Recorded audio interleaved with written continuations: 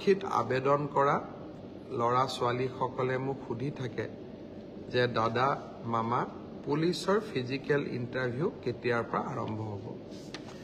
আমি অসম পুলিচত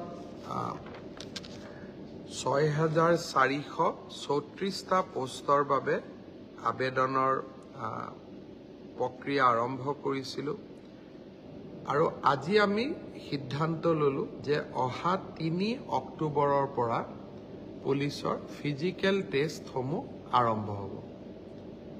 গতিকে মই সকলোকে অনুৰোধ কৰিম যে বানপানীৰ যেতিয়াই পানী শুকাব আমাৰ খেলপথাৰসমূহ মুকলি হ'ব, আমি দৌৰা প্ৰেক্টিছ আৰম্ভ কৰিব লাগে, কাৰণ ৩ অক্টোবৰৰ পৰা অসম আৰক্ষীৰ ফিজিকেল টেষ্ট আৰম্ভ হ'ব।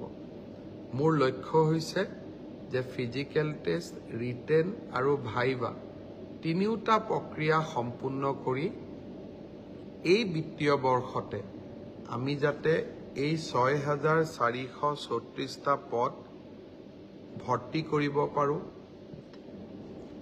এটা সুন্দৰ নিযুক্তি প্ৰক্ৰিয়াৰ মাজেৰে ল'ৰা ছোৱালীক নিযুক্তি দিব পাৰোঁ আৰু তাৰ লগে লগে ২০২৫ চনৰ বাবে আকৌ এবাৰ নিযুক্তি প্ৰক্ৰিয়া আমি যাতে আৰম্ভ কৰিব পাৰোঁ।